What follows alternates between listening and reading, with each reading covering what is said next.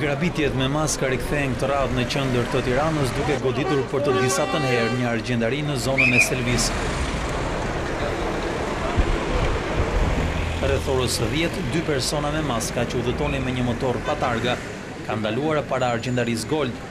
Me shpejtësi ata kanë hyrë brenda dhe kanë kërcënuar me pistolet shitse Nolta Sinanaj, një herësh edhe pronare dyqanit, e cila ka bërë rezistencë. Agresorët e kanë goditur atë me qytën e armës dhe kanë marrë një sasi të madhe bijuterish, teksa kanë dalë me shpejtësi.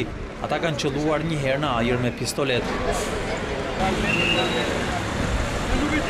Ndërsa grabitësit kanë humbur në rrugicët e lagjes, policia ka mbërritur duke mbledhur probat në vendin e ngjarjes.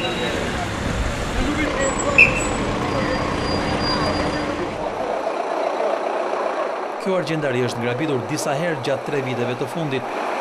Në vitin 2012 ishin 2 persona që pasi kërcënuan pronaren, arritën të merrnin një sasi floriri. Agresorët u kapën pak orë më vonë në fshatin Domje të Tiranës, ku ishin larguar me motor.